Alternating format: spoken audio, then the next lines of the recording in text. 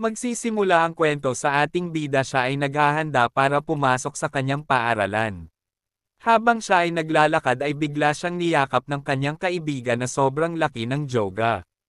Habang nagtuturo ang kanyang teacher sa harap ay may napapansin ang ating bida sa labas ng bintana pero ito'y kanyang binaliwala lamang. Kahit sa tuwing kasama niya ang kanyang kaibigan ay bigla na lang siyang parang may napapansin na kakaiba. Habang siya ay pauwi na ay napansin niya na wala ang keychain doll niya na nabili na pangtaboy sa mga bad spirit. Kaya ito'y kanyang binalikan sa kanilang swelahan para hanapin.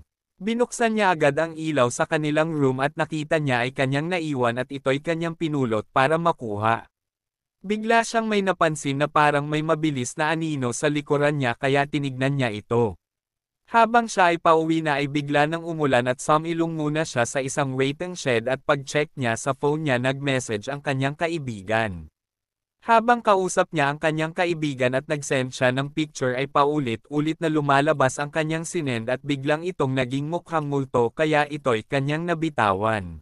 Pag-check niya ulit ng phone niya ay parang namalikmata lang pala siya sa message na ito at pagtingin niya sa harapan niya at bumulaga ang isang spirito sa mukha niya. Kaya bigla siyang natakot sa kanyang nakita pero pinilit niya lang ito na hindi pansinin pero sobrang takot siya habang paalis ang spirito. Nakauwi na ang ating bida at ito'y nagsisipilyo na bago siya matulog pero nagulat siya ay may nakita siya sa salamin na isang spirito. Pinilit niyang hindi magulat at hindi pansinin ito pero sa loob-loob niya takot na takot siya. Nag-try siya mag-search kung anong bagay ang pwede niyang gamitin sa exorcism pero bago siya matulog ay napansin niya na parang may nakapatong sa kanya. Pag-check niya sa kumot niya ay magulat-gulat na naman ang ating bida dahil sa spirito na kanyang nakita halos halikan na ang ating bida ng spirito. Tinakpan niya ulit ng kumot ang kanyang nakikitang spirito at hindi niya napansin na nakatulog na pala siya at pag-check niya sa harap niya ay wala na ang multo.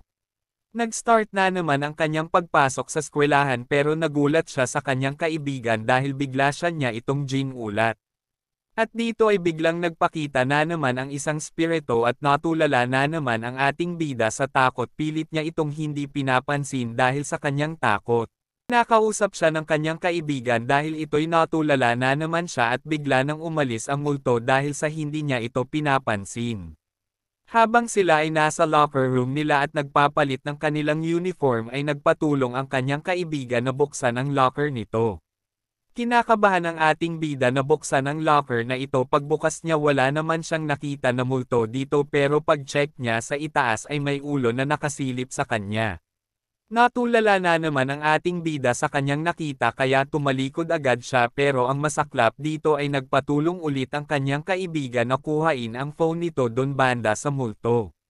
Pilit niya itong kinuha kahit takot na takot siya at biglang sumigaw pa ang multo na ito kaya pagkakuha niya ng phone ay sinarado niya agad ng locker at sabay na paupo.